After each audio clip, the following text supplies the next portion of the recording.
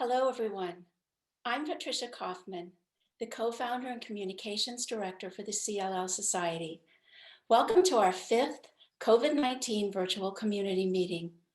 It has been exactly 1 year since our first virtual community meeting addressing the challenges of the pandemic for CLL patients and caregivers. The CLL Society is dedicated to providing credible, up-to-date information on topics of critical interest to CLL patients and their caregivers so that you can learn to advocate for your best possible care. Today's event is focused on COVID-19, contagion, variants, and vaccines. Smart patients get smart care. We will be relaying your questions directly to our expert panel. If you've missed any of our past COVID-19 virtual community meetings, you can find them all archived on our website under the COVID-19 updates page, as well as on our on-demand education page. We would like to thank AbbVie and Adaptive Biotechnologies for supporting CLL Society's COVID-19 virtual community meeting. At this time, I would like to introduce our moderator, Dr. Brian Kaufman, Executive Vice President and Chief Medical Officer of CLL Society. Thank you, Patty, for that introduction. It's my pleasure to introduce our panel of speakers, and we have a great panel. It is amazing that it's exactly 1 year to the day that we did our first of these virtual community meetings. We're really lucky to have Dr. Stephen Rosen. Dr. Rosen is the Provost and Chief Scientific Officer at the City of Hope, and is an expert not only in CLL, but in how to take care of patients generally. We'll also have Dr. Alexei Daniloff. Dr. Daniloff is also at City Hope and is a professor in the hematology department, looking specifically at CLL and some related lymphomas like mantle cell. Those who've attended before have heard Dr. Daniloff and also Dr. Susan LeClaire, Chancellor Professor Emerita at the University of Massachusetts. Dr. LeClaire is a doctor of laboratory science and will be bringing her expertise to talk about some of the confusion around testing. And a new speaker that we have today is Dr. Sanjit Dadwal. Dr. Dadwal is a much sought after infectious disease specialist who heads up the department at City of Hope with a profound and deep understanding of the particular issues that cancer and immunocompromised patients have when dealing with all kinds of infections in general and COVID in particular. So I think with that, I'll move on to the agenda. We're going to quickly go through some opening comments and some slides from all of our speakers. But the bulk of the meeting, as you can see from the slide in front of you, will be your questions and answers. And then I'm going to ask the speakers all for their concluding advice and comments. I think at this point, we're going to move on to a poll question. And first question is, have you contracted COVID-19? The next is, have you received the vaccine? And then some questions about how the current pandemic is affecting you. And the final is, what is your greatest fear related to the pandemic? So you can see the answers here. There is 3% of you that have had COVID-19. And what's amazing to me is that 84% of you have received the vaccine. But a significant percent, 3%, are waiting for more scientific evidence that it's safe, and hopefully we can provide some of that today. An interesting split in terms of what's going on in terms of the pandemic. People are looking to change maybe what their present therapy is, makes you less likely to start therapy. Just kind of very interesting answers. But the biggest answers as we scroll down to the bottom here is it will have no influence on my current therapy decision. So more than half of people feel that way. And what is your greatest fear? Almost 2 out of 3 people's greatest fear is of COVID itself, becoming critically ill because they have CLL. And we are going to spend a lot of time addressing that. And the next one, 1 out of 4 people feel this way, is how can I return to a normal life? So very revealing, very helpful. Thanks, everyone. And with that, I think we're going to move on to Dr. Rosen and his presentation. Dr. Rosen, take it away from here. Thank you, Brian. Welcome, everyone. And before I begin, I want to thank Brian and Patty for all they have done for our patients and their families. You've really been a remarkable support for all the individuals that have been affected by CLL, and we truly appreciate that. So I'm going to talk about vaccines. So this first slide shows the efficacy of vaccinations in patients with chronic lymphocytic leukemia. It was published in one of our most prestigious journals, Blood, this year. And it reinforces what had been seen in prior studies that were of smaller numbers. It was conducted at the National Institute of Health. And I'm going to walk you through this. Patients in separate studies were either vaccinated with hepatitis B, a virus that they had not previously been exposed to. So none of these patients had previously had hepatitis or the vaccination, or in the second studies with the shingles vaccine, so varicella. And in this instance, many of the individuals, if not most, had previously had chicken pox, and so they had a previous exposure. So if we start with the hepatitis B, which is the figure on the left, in blue you see patients who have not received therapy, no treatment in the past, versus red, where patients had therapy in the past and currently were receiving a Bruton tyrosine kinase inhibitor, a BTK inhibitor. You can see that patients who have not been previously treated, who are exposed to a antigen, a virus that they've not previously seen, about a third develop an antibody response. We're just looking at antibody responses, whereas very few, less than 4%, developed an antibody response if they're on therapy. In contrast, patients vaccinated with varicella, where you probably had chickenpox as a child or were exposed, again, these patients had not been previously vaccinated. About 60% at presentation were able to mount an antibody response if they're treatment naive, and about 40% mounted a response if they were on a BTK inhibitor. This is actually not statistically significantly different. So the take-home message is, if it's a new antigen, which would be similar to COVID-19, then those individuals who are treatment naive are more likely to respond than those individuals who are currently undergoing therapy. That's the important take-home message based on these other previous vaccine studies. Now, whether this will be true for COVID-19 is currently under investigation. This slide shows the SARS-CoV-2 vaccines that are farthest along in development.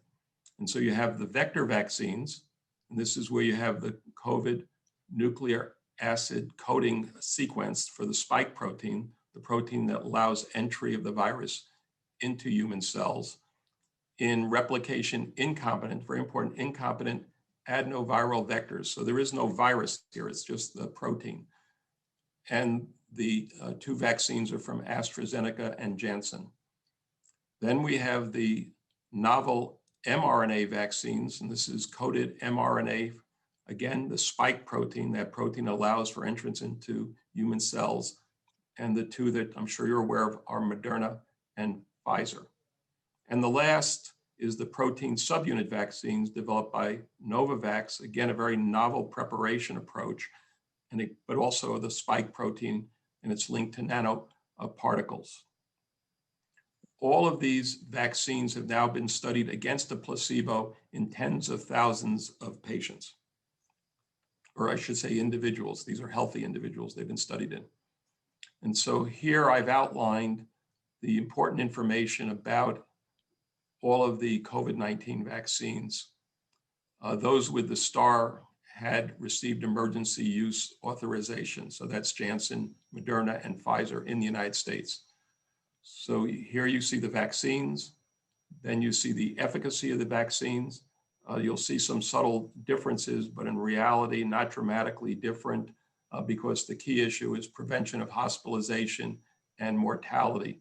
And each of these vaccines are dramatically better than placebo, and they're fairly similar in their ability to minimize prevention of hospitalization and mortality from COVID-19. Now, this is in a healthy population.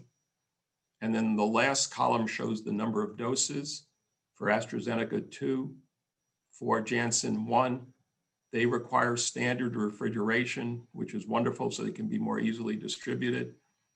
Moderna and Pfizer, currently 2, and they require being frozen, so a little bit more complicated, and they're looking at alternatives. And then the Novavax, which again is 2 vaccinations requiring standard refrigeration. Those will be the end of my remarks, and then I'll be looking forward to discussion in the question and answer session. Thank you. Our next speaker will be Dr. Susan LeClaire. We are going to be spending quite a lot of time on vaccines, and I would have to say probably 80% of the questions I had were about vaccines. So be prepared, Dr. Rosen and the rest of the panel, and I'll try to get to those. But we're going to talk about another area, and Dr. LeClaire is famous for being able to take complicated issues and explain them in friendly terms, and she's going to walk us through what the different testing options are and when they're used and what's appropriate in terms of COVID. So Dr. LeClaire, I'm excited to hear your update on what's going on and how the new testing relates to the vaccines and the infection itself. The biggest and the most important part of talking about testing is the English language. Most people talk about most people talk about testing as the COVID test. There is no such thing as the COVID test. There are tests for the presence and sometimes the absence of the antigen that is part of the virus, SARS-CoV-2. There are also tests for any antibodies that you might produce once you have been exposed to SARS-CoV-2. So let's start with, I want to know if I have the virus. That means I have to test for the antigen. So what I'm looking for here is some kind of SARS-CoV-2 antigen testing. Yeah, I know, long words. The big issue is that the vast majority of testing that has been done in this category of antigens is from using a technique called PCR, polymerase chain reaction. For those of you, by the way, who doubt science or know people who do, this polymerase chain reaction testing got a Nobel Prize. So it's been around for a while and it is extremely well accepted. It's testing for genetic materials, sometimes RNA, sometimes DNA, in this particular instance, RNA. It is most sensitive in the early stages of a viral infection. Why? Because you got a lot of virus that's producing the onset of these symptoms and your immune system hasn't had enough time to beat them up. So you've got pure, high quality, important whole virus particles to test. This is something that's important if I want to know where the virus is going and how it is going. I want to know, is there somebody in this large gathering we're going to have? Are there people in my work that have got this early stage? They're not in the hospital yet. They're not coughing all over me. I want to know how, is there somebody in this group in which I find myself that I need to worry about? Most people want that answer within, oh, I don't know, 10 to 20 seconds. That's not going to happen. PCR takes time. And so if you reflect back to a year ago and you remember all of these people who were unhappy, that's a good word, unhappy because they had their specimens taken 1, 2, 3, 5 days earlier, and they were not getting an answer. For a straightforward PCR, you're looking at hours, like a minimum of 4 hours. Imagine what it would be like to work in a laboratory where all of a sudden on one day you got 4,000 of these test specimens coming into you. Things get delayed. So everybody wanted a faster, quicker, easier test. One of the problems that you have with testing is if you want quick, you're probably not going to get perfect. You're going to have a trade-off. And we'll talk about that in the next slide. But you also have to remember, like everything else, this test result is only significant for the day in which that specimen was taken. You've heard hundreds of stories in the news about people who tested negative on one day, got on a plane, 3 days later, they had the disease and they were giving it to everyone they knew. It only means that today, right now, you are either positive or negative. There are issues with accuracy after 10 days because after 10 days, your immune system is pretty much organized and is setting up a pretty good fight. And so you're not going to get that classic virus or viral particle that you're looking for. This is of importance because, as we all know, there are long haulers with COVID. And the longer the test is positive, the more likely it is that person's going to have long-term issues. This stuff requires a lab. It can't be done in a walk-in clinic. It can't be done in a physician's office. These are things that require multi-million-dollar, in some instances, instruments and trained people to deal with them. So again, this is an issue where you really can't do this in the field very well. All of those news media that said to you, well, all these tests were taken today. No, they weren't. The specimen was taken, and then the specimen was transferred someplace else. And an issue that everybody has had, and again, we've talked a lot about it through the year and are talking about it now in terms of vaccination capabilities. If I don't have the reagents to perform the test, even though I have the specimens and I have the instrument, I can't do the test. Where are some of these reagents made? Not in the United States.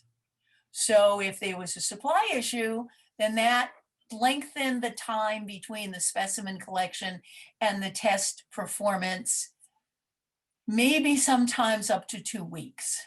So there were issues about that. Next slide, please. We're going to go to talk about the rapid testing. Now, rapid testing is going to do that. It's going to test for the antigen in 15 minutes, in an hour, something like that. Something that's going to be easy and you'll get an answer.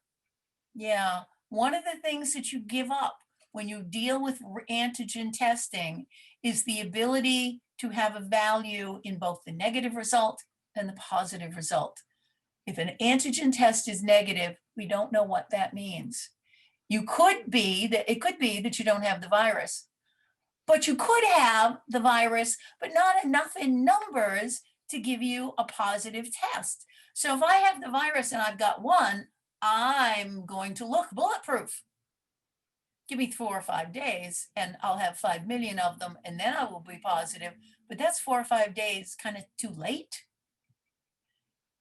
Airplanes use this test to try and convince people that it's okay to fly because everybody on there is negative, except the negative doesn't tell you you don't have the virus. The negative just simply says, I don't know what's going on, so I can't give you an answer. If you're positive, yeah, that tells you something, but if it's negative, it really doesn't give you a lot of information. And again, just like with the PCR, but you'll notice it's a shorter time duration, the more this this antigen gets beaten up by your own immune system, the less chances or the fewer chances you'll have for positive answers. Even though it's a rapid test, you can't have your next door neighbor do the test. There have been situations where that has been tried to just get a whole bunch of people to do the test. And unfortunately, that has caused some of these tests to have a very poor reputation because they say they don't work right. Well, part of the reason that they don't work right is because of the training and the techniques that are necessary. And obviously, with the rapid test, we still have a problem with the ability to get supplies. If I can't get the right test tubes, if I can't get the right pipettes, if I can't get the right reagents, I can't perform the test. So here you got a situation, I'm testing for the virus. I have good results, but slow ones with PCR. I have okay results with the fast ones, but in both instances, there are issues with the amount of time it takes to get the answers back to you and how you interpret them. So now we're going to go to antibodies. What can antibodies tell you that antigen testing can't? Next slide, please. Okay, what's an antibody test? An antibody test is defined by you got a hold of this virus or this protein or this bacteria or this whatever it was, and you've had it for a long enough time and in enough quantity for your immune system to decide, A, it's not me, B, I don't like it, and C, I'm going to try and get rid of it. In the case of the virus, SARS-CoV-2, there are two places in the structure of the virus against which your immune system will make an antibody response. One antibody is to something called a nucleocapsid, and N's good enough for the moment.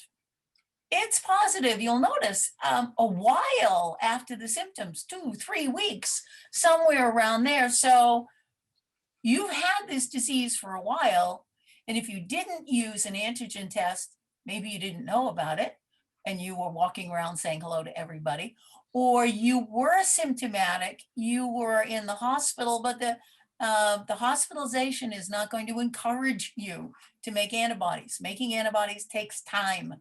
There is no way to speed that up. So antibodies to nucleocapsid protein, that you're going to see frequently in people who have been infected with the virus, whether they are asymptomatic or not. A caveat with antibody testings for nucleocapsids. Our immune system is not exactly thrilled with fighting coronaviruses, so they'll make a pretty good reaction, and then after a while, it may just disappear. So you have issues with timing on antibodies to nucleocapsids. If you think that you've come in contact with someone who has the virus, either because you met them on the street or in a grocery store or whatever, the first thing you want to do is take an antibody test to the nucleocapsid. And then it doesn't actually matter if the first one is positive. It's helpful, but it can be negative because it's as soon as you know about the exposure. Now postpone for a week and a half or so, get a second test, and you should be able to say, okay, if two of them are negative, I was not exposed significantly to this virus. But if the second one is positive, then you know, oh yeah, I did probably get exposed to this virus in a significant way, and my immune system is making antibodies.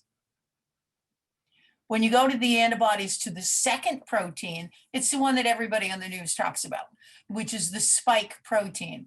I suspect they talk about it because the audio visual of having those little spiky things looks good on TV, so they'll concentrate on that. This is the one that those of you who have had your full vaccination have got. because all of those vaccinations, as Dr. Roshan mentioned, are addressing this spike protein. So somewhere around 14 to 20 days after your last shot, you are fully capable of making antibodies. Now, we know that this is positive in people who have been vaccinated because logically, that's the protein we use to stimulate your immune system. It's probably not going to be as strongly positive or even positive at all in people who have had the disease. So now I can find out by using these tests, was I exposed? Yes or no? How few days ago was I exposed? That would take care of the antigen tests. And then in the antibody tests, I can say, was I exposed only to the S protein? Or do I have perhaps both of them? Both of them would suggest that I had the disease and I had the vaccination. So I'm a double dipper in that kind of a situation. Are there false positives and false negatives? I would love to tell you that the laboratory only performs tests that are 100% accurate. They're not. Sometimes they're 98. We think that's pretty good, but life and reality suggests that there are going to be variations. Supposing I had my COVID symptoms in February and I just got around to having an antibody test done, I may not be positive in that.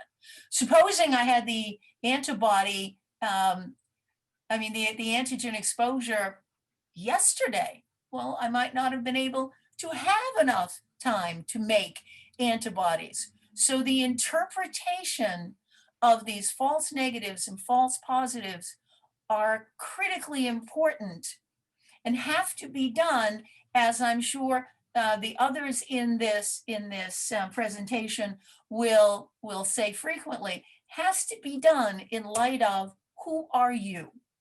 What are your signs and symptoms? What is your history?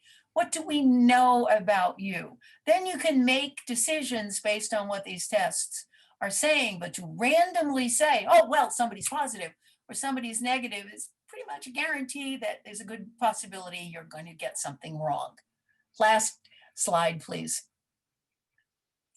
Okay, this I want you to read when you look this up on the CLL Society webpage, because it basically is a summary of what I just said. So we don't have to spend a lot of time on it. Positive tells me something definitive. Negative tells me maybe, possibly. How about we wait a little while and try again? So positive testing is a really strong indicator of what's going on in your body so that your physician can make those decisions. Negative testing is a little harder to interpret. So I'm going to end now, and I'm going to introduce Dr. Alexey Danilov from the Department of Hematology at City of Hope, who will talk to you more specifically about CLL and COVID-19. Thank you. Thank you very much, Dr. Leclerc. Yes, I'm Alexey Danilov. I focus on chronic lymphocytic leukemia care for the past 10 years or so. And I'm going to talk to you about general concepts about regarding CLL and COVID-19. So if you could please advance to the next slide. So at this point, there is limited information in terms of how patients with CLL who develop COVID-19 do. And there were about 15 studies which were reported of different size with different number of patients in each study, but a total of about 500 patients. And analysis, the combined analysis of these studies demonstrated that there is about 30% risk of dying from COVID-19 in patients with CLL. However, I would like to point out that first, those studies are very biased in terms of focusing on patients who seek care mostly. So those studies don't include patients who develop asymptomatic COVID-19 and basically never present with symptoms, or patients who develop symptomatic COVID-19 but recover quickly and do not seek medical care. And so here you see a couple of graphs from two largest studies, one in the United States and one from Europe, which basically shows how do patients with moderate to severe COVID who present for medical care do when they have CLL. And it does appear that it is a pretty grim situation, as every time the curve steps down, there is a death. So it is truly, at least in those two studies, the death rate is about 30%. So it is a serious disease for patients with CLL. However, again, this likely does not represent the general situation with COVID-19, as very many patients remain asymptomatic and never seek medical care. And I certainly had some of these patients who told me, oh, you know, I tested positive for COVID-19, but I was fine a week later. So even though this looks a little bit grim, I think overall the situation is better, and particularly it is changing now that we are all getting vaccinated. Next slide, please. So there are some strategies to help avoid this situation. There is at least one antibody which is being tested in pre and post-exposure setting. And one of these studies is called PROVENT. The antibody is AZD7442, and it targets the spike protein. The study is ongoing. It's a randomized study where patients receive placebo or the drug, and basically anybody can enroll. Some of my patients have participated in this study and have done pretty well. Of course, we don't know yet how protective this antibody is against COVID-19, because the study needs to give us first some information before we go further with this. And the opposite of it is the Storm Chaser study, where patients who were exposed to COVID infection, either symptomatic or asymptomatic, can get this antibody. Well, interestingly, neither study allows prior vaccine, which is, I'd say, a little bit of a point of contention. But nevertheless, those two studies are worth mentioning here as ongoing efforts to improve outcomes among patients with COVID-19. Next slide, please. So when patients contract COVID-19, there are unfortunately not necessarily a good recipe of what to do. It is a respiratory infection, so we treat it as such. We talk about isolation, monitoring symptoms and temperature, and our patients never used to get pulse oximeters at home, but maybe for this disease, it is becoming important so that one could catch early symptoms of reduced oxygen delivery to tissues, as that's one of the problems with COVID-19. And mostly focuses on symptomatic management, hydration. And it is with moderate or severe disease, if symptoms are severe, if oxygen saturations in blood go down, then presenting to a healthcare provider would be very prudent. Next slide, please. There are a couple of other emergent agents which are emerging to treat COVID-19, and Dr. Dunwell might have more to say about them. These are very recent introductions to care. I have to admit, I have not had any experience with either of these. One of them is bamlanivimab, a neutralizing antibody against spike protein administered IV, which was authorized for emergency use by the FDA. It has shown to accelerate disappearance of the virus. And the other one is molnupiravir. It's a so-called ribonucleoside analog. So ribonucleosides are used in building RNA virus-based genetic material, and this is an agent which basically inhibits its proliferation of viruses through this mechanism. So those are a couple of agents which are emerging at this time. Next slide. There's always a question that comes up whether BTK inhibitors could somehow impact COVID-19, course of COVID-19. And there is some data from the retrospective analysis that I have shown that suggests that patients who take ibrutinib or acalabrutinib with CLL may actually have somewhat lighter course of COVID-19. And overall, there is still insufficient data to call it one way or another. There are some ongoing clinical trials with BTK inhibitors and COVID-19 infection. I'd say the best publication so far is this publication by the NIH group in Science Immunology a few months ago, which suggests that treatment with acalabrutinib may, which is one of the BTK inhibitors, may alleviate some of the symptoms. However, there was no control arm in the study, so and the study was mostly single center, mostly retrospective nature. The rationale for that is really interesting, though. It turns out that BTK is not only important for CLL cell survival, but it also participates in signaling in the alveolar macrophage. And alveolar macrophages are cells which live in the respiratory pathways and are involved in creating infection. And they may also precipitate something which is called cytokine storm, which is one of the biggest problems in COVID-19 infection. And initiation of this storm is at least in part dependent on BTK, and that's where drugs like acalabrutinib can come in.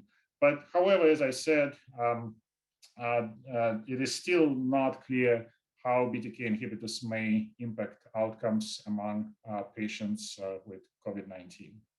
So this is still certainly, there's still a lot of progress ongoing, very fast developing field. Information emerges every week, every 2 weeks, and we will talk more during the discussion session.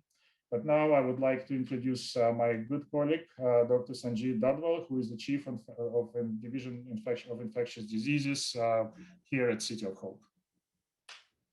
So special features of COVID-19 and CLL. So we do know that patients who are undergoing treatments such as rituximab or other antibodies which target CD20 or other treatments like ibrutinib, they have B-cell depleting effects, and also things like ibrutinib have pleiotropic effects, which impacts different arms of the immune system. And one of the big things is lack of development of humoral immunity. As Dr. McClure was mentioning, so the antibody response is highly variable within the population. We've seen that antibody response, even in healthy people who have mild disease, is quite suboptimal as compared to somebody who had severe disease. And within the cancer population, again, we are still learning, still been defining the immunologic response. The role of T-cell immune responses, are being evaluated more and more, but there's not a huge amount of data, especially also in the context of vaccination. Right now, we are looking at anti-spike protein antibodies, but I'm saying, is there a T-cell immune response mediated by the vaccine? That is the thing which is gaining traction. Within the CLL population, as well as other cancer patients, we do see prolonged shedding of SARS-CoV-2 after initial infection. And also, we really don't know what is the true epidemiology, because not every patient is getting tested again and again. There could be patients who had it, got tested, were positive, not on therapy, otherwise doing fine. We don't know, but we've had patients with CLL who have shed virus for 60 days, up to 70 days. So that's a concern, especially if somebody's on therapy. And it could lead to potential delay of treatment in those who have prolonged shedding, especially if it is suspected to be a viable virus. So what do we have available? I'm saying in terms of antivirals, unfortunately, we're still stuck with remdesivir. And as you all know, it was initially approved under emergency authorization and subsequently got FDA approved to manage hospitalized patients who have moderate or severe COVID-19 infection. And by moderate, it means patient has pneumonia and requires hospitalization. And severe is someone who requires oxygen treatment greater than 2 liters. And other things, there are other clinical trials going on. There's oral remdesivir, which is being investigated in the outpatient setting, also for mild disease. Not in the US, but in multiple other countries. There's another antiviral known as favipiravir, which is actually active against influenza and is approved in Japan. And it's also approved in Russia. There's a study on clinicaltrials.gov by invitation at Stanford. I know Canada is doing a prevention study as well as a study of post-exposure prophylaxis, but I don't see that happening widely in the United States. What are other emergency use authorized products? We have monoclonal antibodies. There are 2 products, one by Eli Lilly, and they just updated their antibody. Initially, it was a monoclonal, just one antibody, which was bamlanivimab. Now we also have what we call as etesivimab. So this combination have got approval at least on emergency basis. And then the other one is Regeneron product, which is casirivimab and remdesivimab. Both have very specific requirements how it could be used under the emergency use protocols as outlined by FDA. And then we have high titer convalescent COVID-19 plasma. These are patients who have recovered from COVID-19, healthy people to get their plasma. You have to identify who has high titer antibody, and that's what FDA allows now under EUA. And as it stands, it is for hospitalized patients too. And then there are discussions, mostly again from a research standpoint, is would that be an intervention for somebody who gets exposed? Certainly those monoclonal antibodies have been used in the nursing home settings. There's other trials which have really shown that it reduces the sort of burden of disease from spreading within those kind of environments such as nursing homes. Immune modulators are commonly used. As you know, COVID-19 is not just a viral infection. The big aftermath is a cytokine response. So dexamethasone, this is a study from UK, only to be used if somebody is requiring oxygen. It should not be used otherwise. And so the caveat is, if you're not on oxygen, not severely ill, we should not be using corticosteroids because in effect, it can prolong the viral shedding and may also increase the viral replication. As you know, steroids do impact the T cells. It kills T cells. IL-6 inhibitors, these are again to tone down the inflammatory response. Initially, at the very beginning, there was a lot of excitement about tocilizumab and serilimumab. They have special place, and really recent guidance is that in someone who's getting sick from moderate to severe and may require ICU transfer, that's where you may give this drug tocilizumab. Typically, it's a single dose. Anticoagulation, we do know that it's a prothrombotic situation, meaning there's increased risk for developing clots, and anticoagulation is recommended. Again, there's guidance surrounding that. Institutional protocols are set up in hospitalized patients. And lastly, how do we prevent it? One is vaccines. Another thing which I did not write here is really a lifestyle change, that is so critical. I think our cancer patients, especially with CLL, lymphoid malignancies, or transplant patients, are already very cautious when they're getting treated to mitigate risk for getting any infection. I would say that although we have never paid, or I wouldn't say paid attention, it has not been publicized, but even things like influenza, things like parainfluenza, they can also cause significant morbidity. Definitely, this is the case here because it's a new virus. So what do we know about the antivirals? I already spoke about remdesivir. It does not have any impact on survival, but it does hasten recovery of symptoms. It is approved only for moderate and severe COVID-19 who are hospitalized. Now, the other question is, could there be a role in early treatment, meaning somebody who has mild disease? It's not FDA approved, but this is something which all in our field in the infectious disease talk about, because we do know that if you target early, just like with influenza, with Tamiflu, we don't wait for somebody to develop pneumonia to treat. So I think that shift in thought process will happen as we go along. And there are ongoing clinical trials, as I mentioned, in mild disease. At present, there are no other approved antiviral agents. And as Dr. Danilov mentioned, molnupiravir is the oral antiviral, which is in clinical trials. And the other one, which is approved in Japan and Russia, is favipiravir. So this is something which has been a cause of buzz over the last several months, is about the variants. And just to put it in context, This is the RNA virus, and RNA viruses tend to mutate quite a bit. And as you can see, the first one is the UK strain, B1. That's the distribution within the United States. I took this picture about 2 days ago from CDC website, and it shows you the number of cases based upon this color. You may call it as a heat map. And then you have B1 351 South African strain, and at the bottom is a Brazilian strain. So yes, they're there. They are circulating. Seems like the UK strain is the most prolific at this point, and it is expected that it'll become the most dominant one. And the other one in the Southwest, where we see in California, Nevada, and Arizona, is our own California variant, which has some sort of nuances attached to it. FDA just made a statement that we cannot use a single antibody preparation of bamlanivimab by Eli Lilly for treating for patients who have mild symptoms, because it may not work because of the mutations in the spike protein. So we are recommended to use only combination of bamlanivimab and atezolizumab. This is an Eli product. And what is the result of mutation in spike protein? I'm saying that is what is keeping us all awake. I'm saying, what's the impact on transmissibility? There's already significant amount of dissemination of information through news channels and all, that it is more transmissible. It can cause more severe disease, although in UK, they noted that it particularly is not severe disease. It is more so that it's more transmissible. And because it is more transmissible, when it goes to somebody who is at high risk for adverse outcomes, they may have severe disease. Response to treatment, as well as antiviral goes, there was a statement from Gilead that they don't believe that the variants are less susceptible to their drug.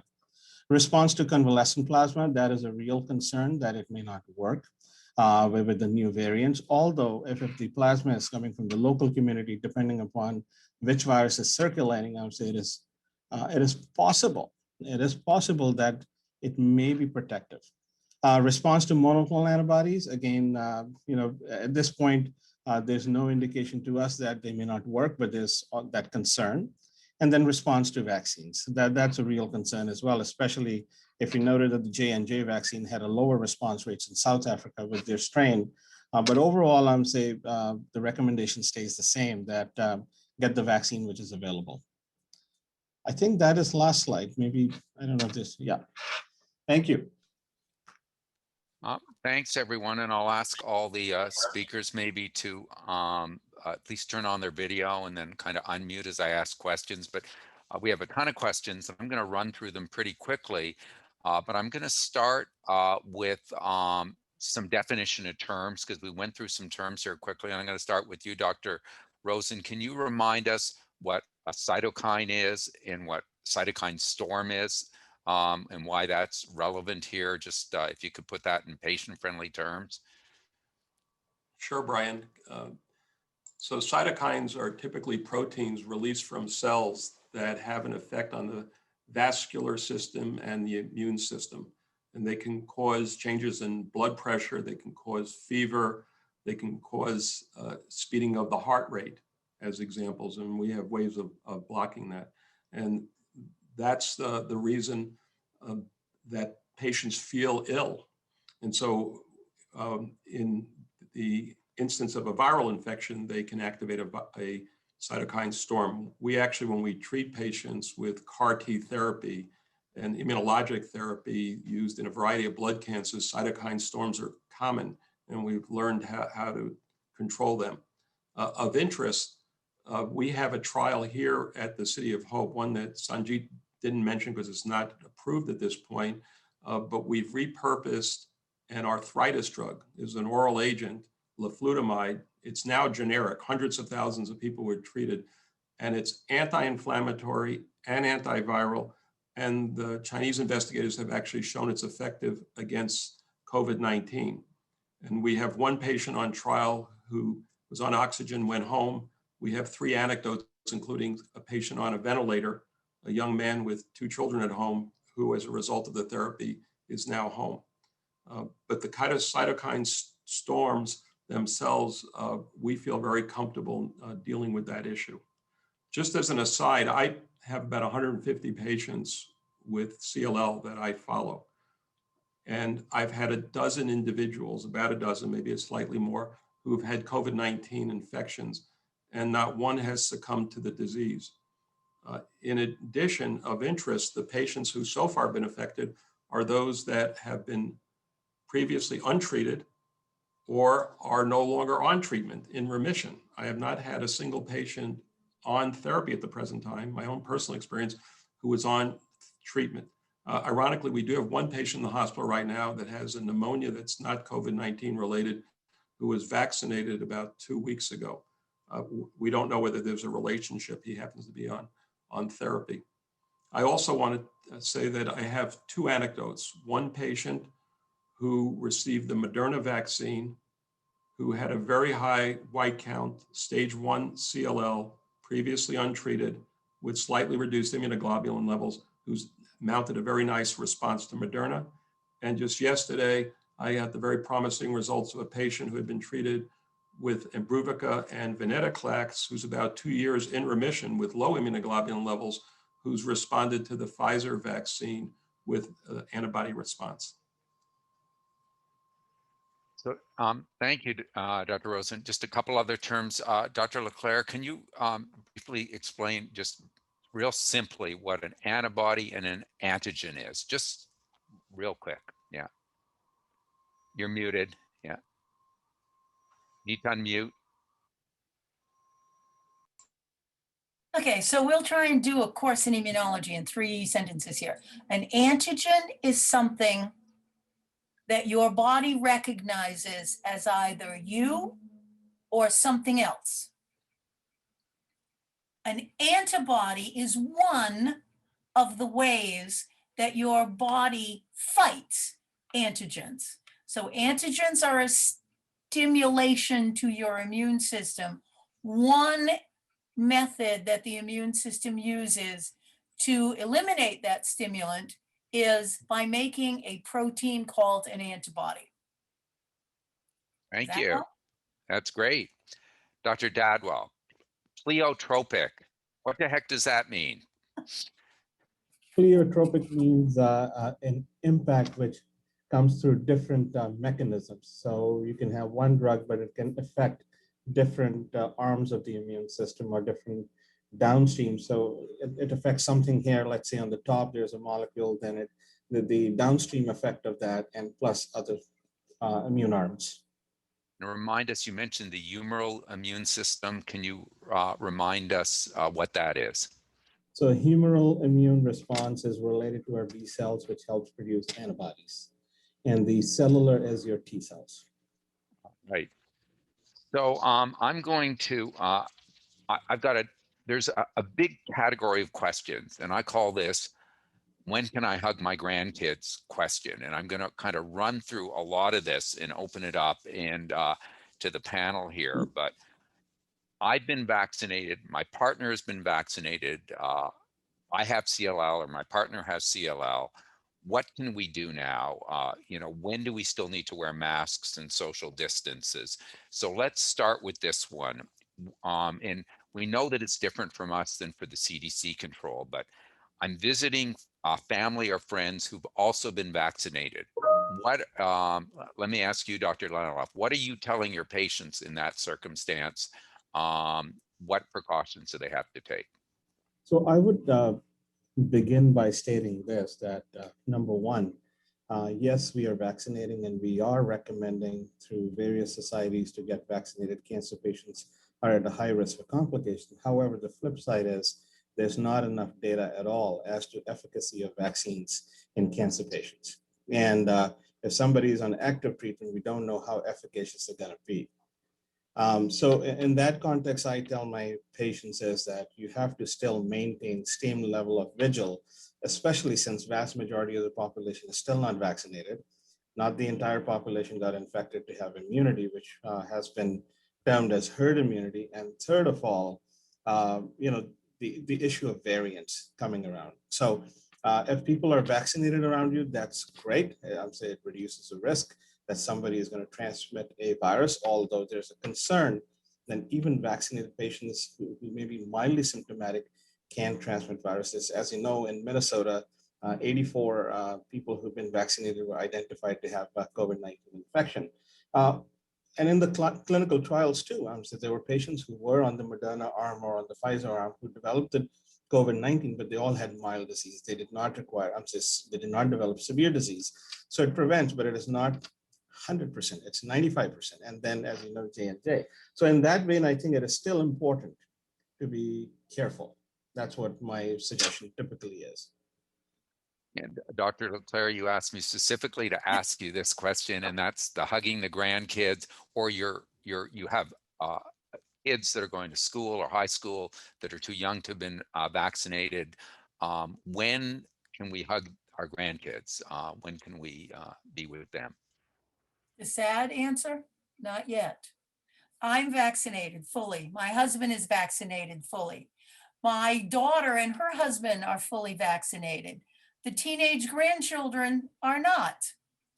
My granddaughter, who is 19 and is in college, is in the world. She is out there interacting with people. That's not a person I wish to hug.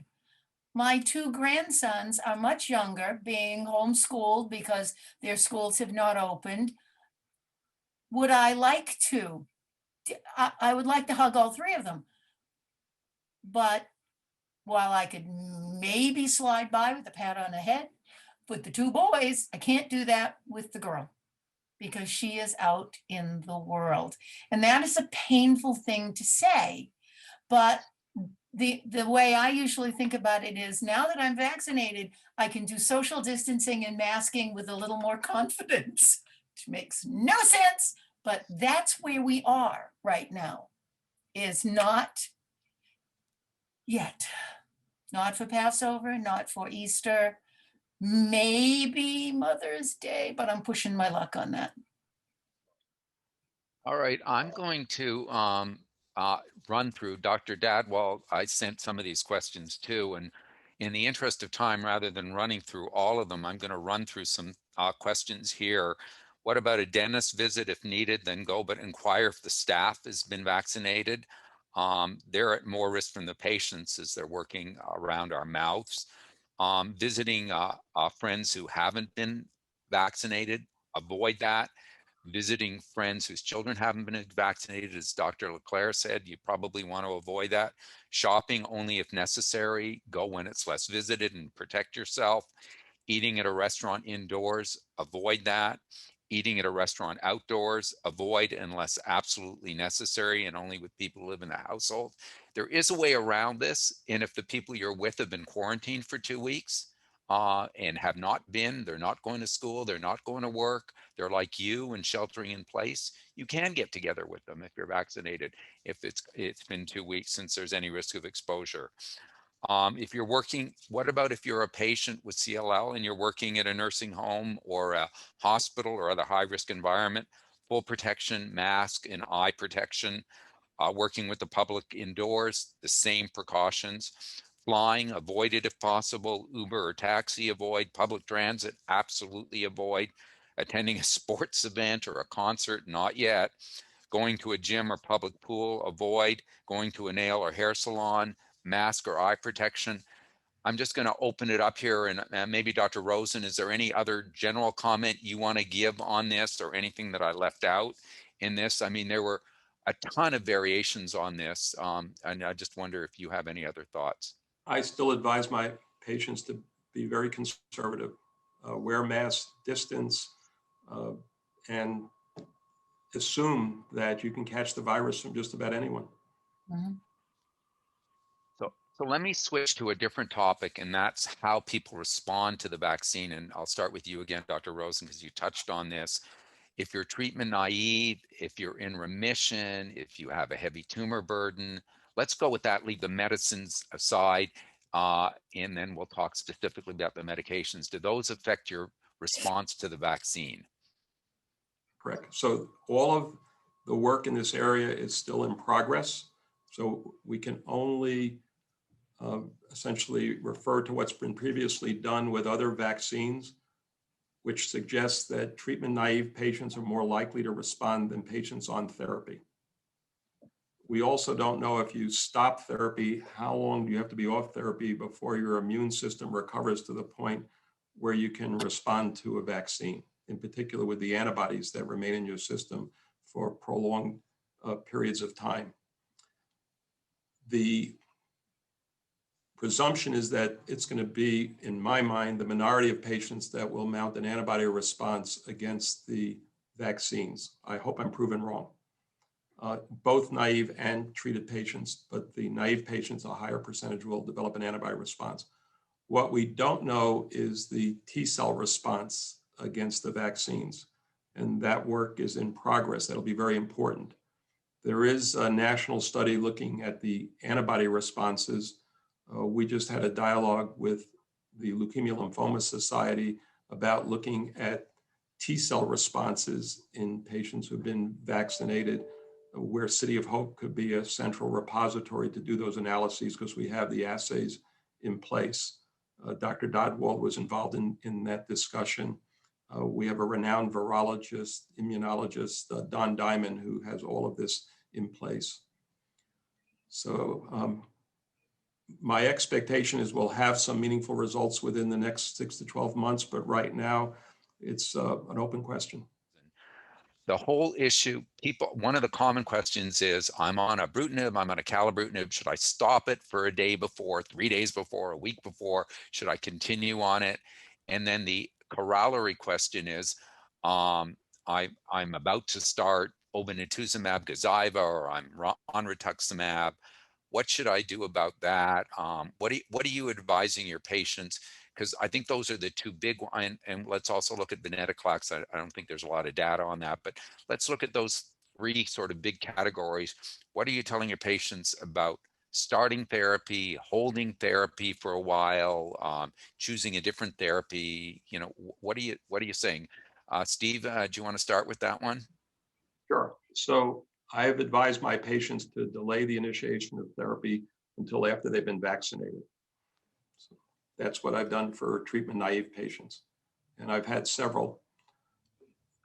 For patients on therapy where we needed to start treatment for the CLL, I've kept them on the therapy and have not discontinued the therapy unless their disease has entered a remission.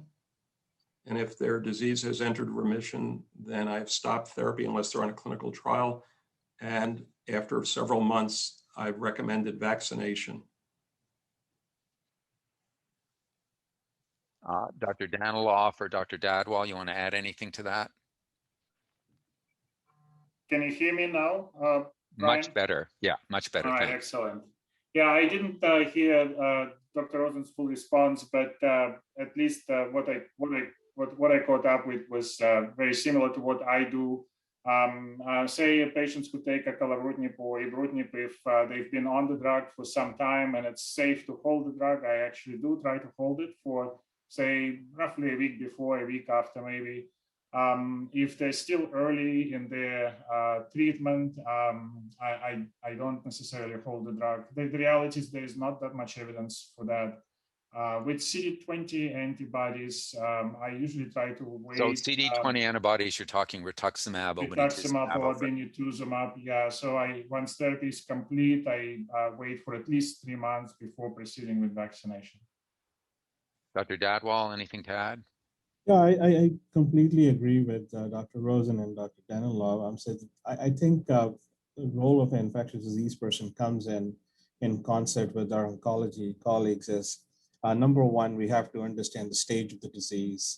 What is the urgency of treatment? If you can safely put off treatment and get vaccinated, as the slides shown by Dr. Rosen of vaccine response. So that's one thing. The second thing is, if you look at the NCCN, which we are part of, our institution is, and it's actually agnostic of ibrutinib. If you're on ibrutinib, chronic maintenance treatment, there's no recommendation to stop or not stop. You can continue that. Although for the other leukemias, like acute leukemias, definitely we don't want to give it while they're on treatment because they don't have cells.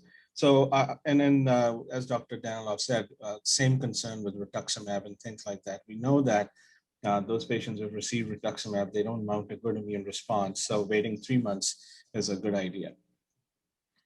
Is there any data, any of the doctors on venetoclax? I don't think so, not at this time, no.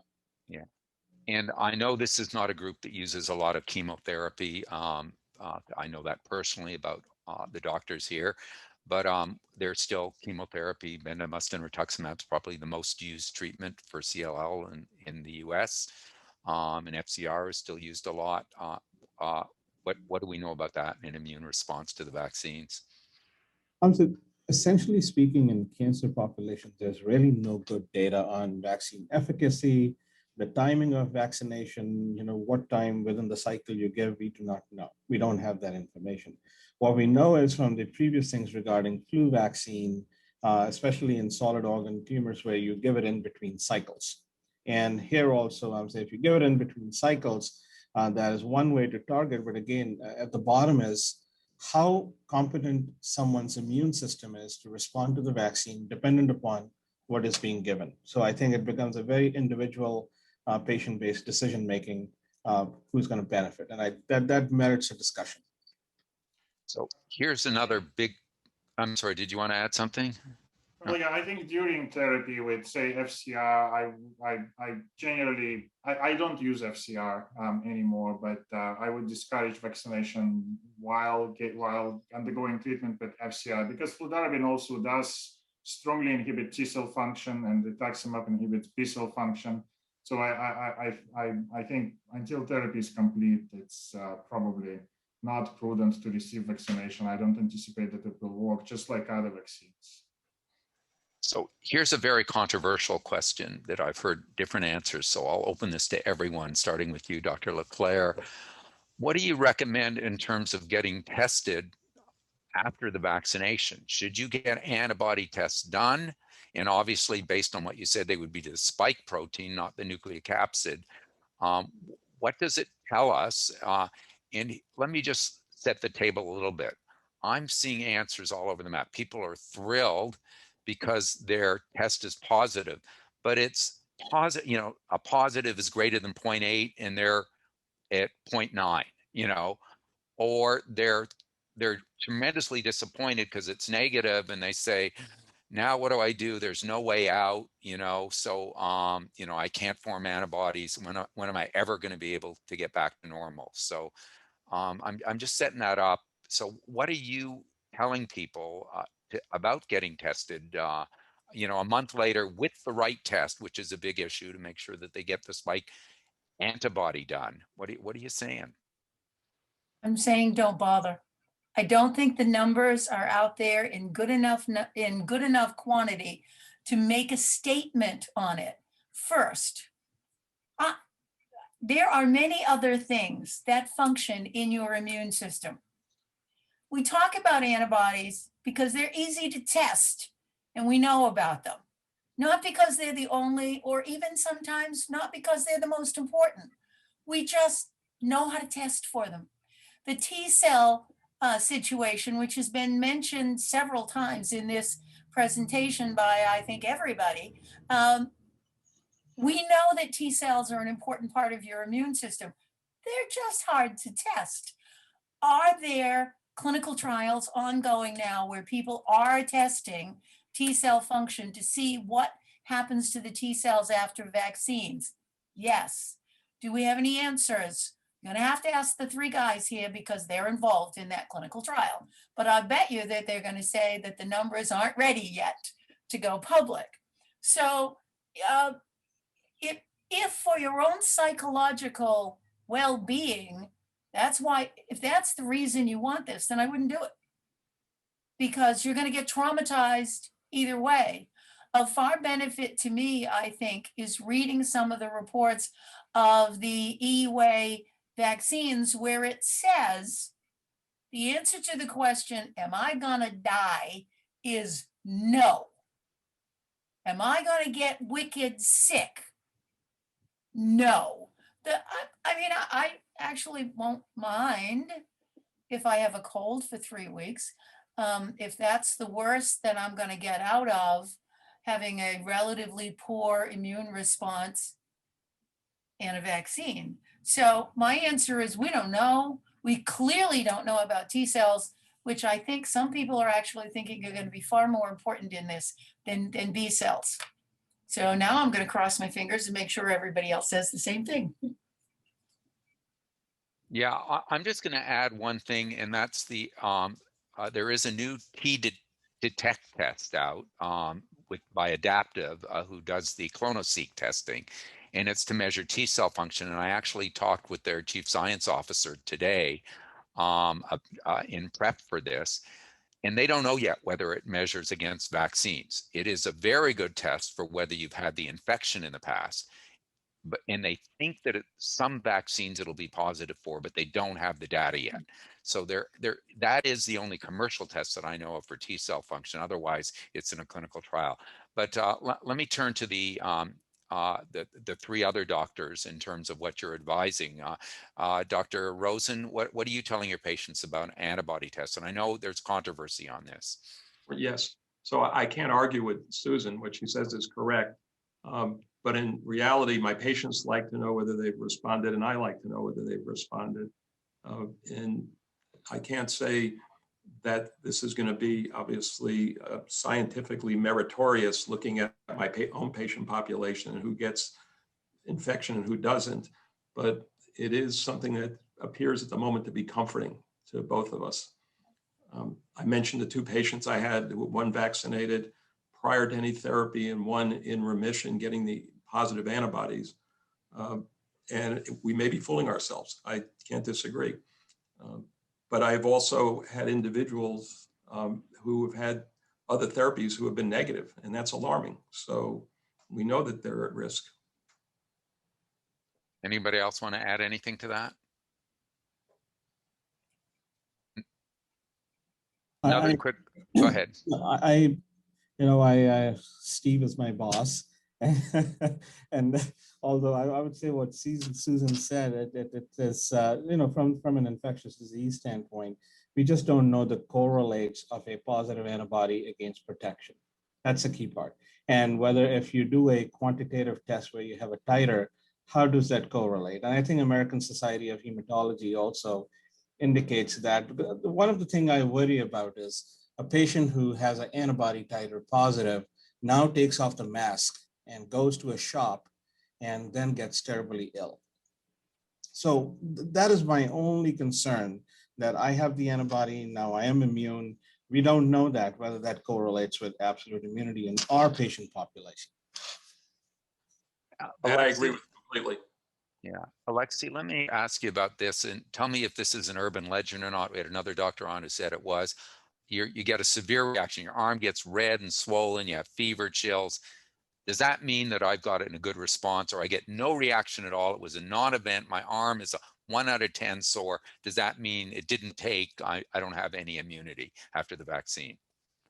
Right. So, yeah. So this again, this is hard to know, where we don't necessarily have a lot of good data. So, well, the second is certainly not true. If you get the vaccine, you don't feel sick, it does not mean that you did not get a response. And actually, the majority of folks who get a vaccine have some sort of symptoms, whether they notice it or not. But again, the patients I talk to, some of them say, "Well, I felt nothing," but then if you ask them more intently, they start recalling things.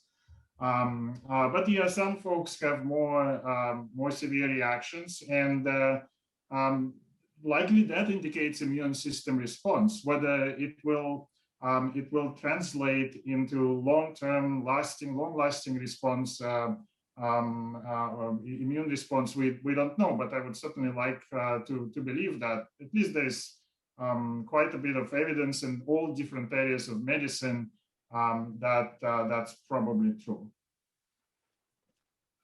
Dr. Dadwell, the death rate for CLL patients and other lymphoma patients, Dr. Daniloff talked about this a little bit. That is dropping, right? It's not 30% anymore. Reassure us that it's not that bad. Again, as Dr. Daniloff mentioned, I would like to emphasize that's a very skewed population of those who are hospitalized patients. So when somebody gets hospitalized, even healthy patients, when they have severe disease, mortality is higher as compared to if you take the entire population together.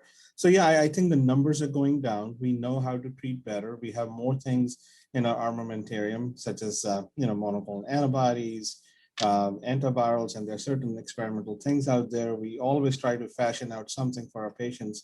But a short answer to your question is, yes, the overall mortality across the country is also declining, and CLL is part of a larger population.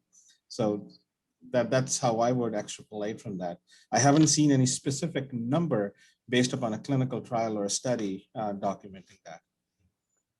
I'm not sure who wants to take this. IVIG, is it starting to have anti-COVID antibodies in it?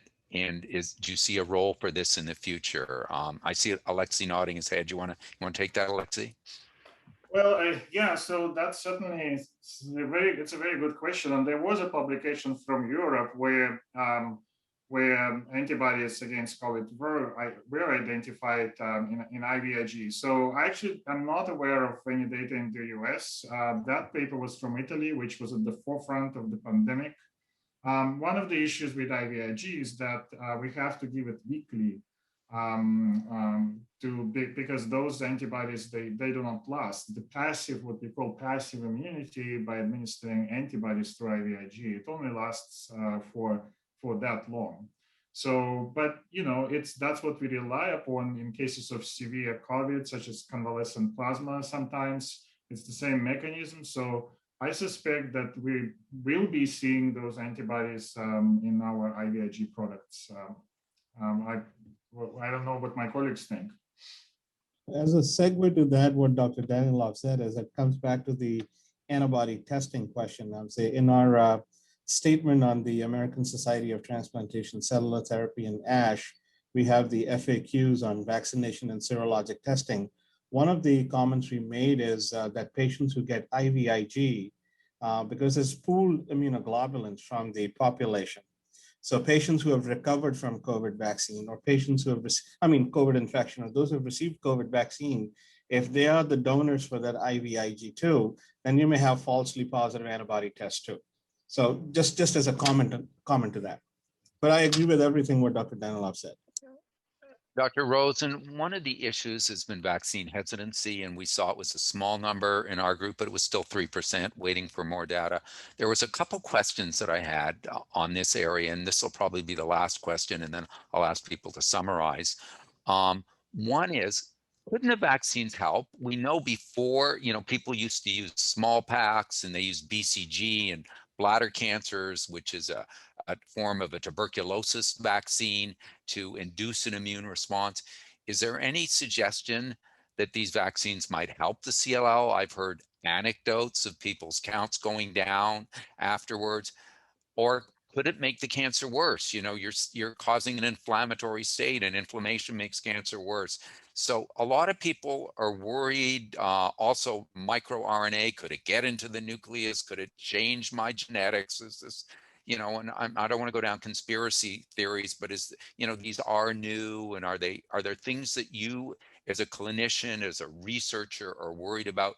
So if you could address those issues about the safety, the benefits and risks of the vaccine for people who are still on the fence about it, and give us some perspective. So these are going to be my biases, obviously, nothing that's been proven. I feel comfortable recommending the vaccine to all of my older adult patients. I think the safety measures appear to be there. I haven't personally witnessed any significant toxicity outside of individuals having fever or aches. I recognize there have been some anecdotal reports of thrombosis, et cetera, and that's being worked out. I personally am less comfortable with children being vaccinated, and I'm very uncomfortable with pregnant women being vaccinated. And I'm not so sure about women who plan on getting pregnant, whether or not they should be vaccinated. That's an issue we can all debate, but I have some discomfort right now based on some information I have that's not been verified. So this is all bias. The vaccines themselves, I don't think there's a distinction that I can see from one to the other. You'd asked about the mRNA vaccines. The way they're constructed, it's unlikely that they'll affect any gene expression, and they don't incorporate into the genome because they're RNA. So that doesn't happen. So I don't think that would be a significant issue. And do you see any potential helping or hurting the CLL with the vaccine? That's a good question. So there have been anecdotal reports of patients with blood cancers who've entered a remission after vaccination. Maybe the most profound example I saw was a Hodgkin's patient, previously untreated, who was vaccinated before starting therapy with the disease completely resolved. And several people have sent that article to me. Several of my patients who've been vaccinated have had transient lymphadenopathy. I say transient. Swollen lymph nodes. Swollen lymph nodes. Yeah. And so I hope that they regress, but it's been transient. The also alterations in blood counts I've witnessed with lymphocytosis. Now, it doesn't mean it's the malignant cells that are going up. It could be the T cells and the B cells that are responding to the vaccine. We haven't done a more definitive evaluation on those patients. And just, I'm going to answer this last question. And if anybody disagrees, let me know. The choice of vaccine for you should be the first one available. Does anybody have a different take on that? Is there one that's preferable for a CLL or immunosuppressed patient, you know, officially, unofficially? Anybody want to say anything, or whatever you're offered, grab it? Agree. Yeah. All right, I'm going to run around the table here and just have people kind of make a short summary here. Alexi, do you want to start, and just, are there any final comments or advice or admonitions you have to your CLL patients in this pandemic era? Yeah, I think we are living in a more optimistic world today than we did last year. There are a lot of good signs showing now that the pandemic may be coming to an end. And I would encourage anyone to continue to exercise extreme caution, whether you're vaccinated or not. Continue to wear a mask, continue hand hygiene. That's incredibly important. It's difficult to overemphasize how important hand hygiene is. You know, continue standard measures of isolation that we have talked about, and we are always here for you to advise you and to help you manage CLL in this context. And by now we have really figured out many pathways how to help our patients. Dr. Dadwal? Well, I would just make it quick and nice. What Dr. Danilov said, that 100% same thing. We are here. We are available for any questions, concerns, and yeah, I'm saying we know better how to care for our patients with the COVID-19. In the beginning, it was tough, but again, it boils down to, I think, again, lifestyle, behavioral change, which may be here to stay. And it's not just for COVID. I would say for any other viral illness too. It's a very important thing.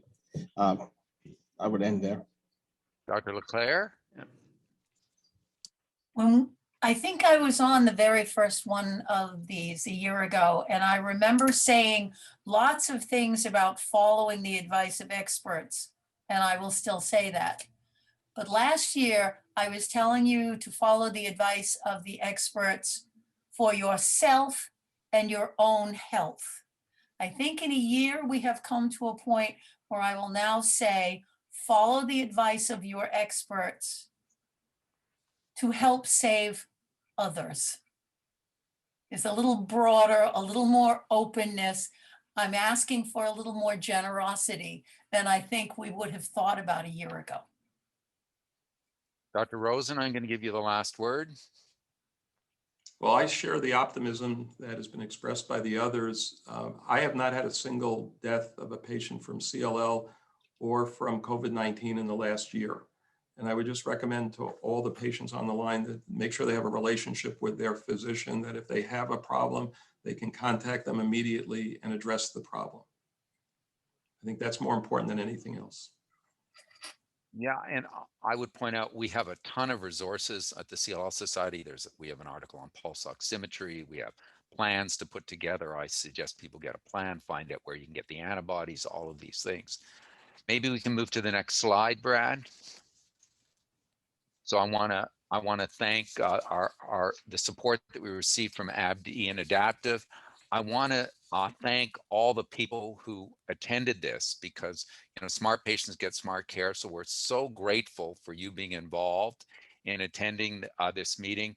But I really want to reach out to our great team of doctors helping us: Dr. Leclerc, Dodwell, Rosen, Daniloff, my wife Patty helping with this, and behind the scenes Brad and Liza and Carly working so hard on this. I hope this was worthwhile. This will be recorded and be available.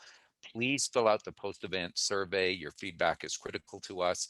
In less than a month, we're doing a CAR-T educational forum, and with John Pagel from the Swedish Hospital in Seattle, and Tanya Siddiqui, also from City of Hope, who is one of the leading experts in CAR-T therapy for lymphoid malignancies. So the CLL Society is invested in your long life. Please invest in the long life of the CLL Society by supporting our work. It's just been so great to have these expert panelists. I too am optimistic. I see that I'm very excited about the vaccines offering coverage. I'm excited about the monoclonal antibodies. I think we just have the tip of the iceberg in terms of what we can do. I think it's just a matter of time till we get better therapeutics and know exactly when and where to use them. And with that, I just express my gratitude and thank you so much for joining us.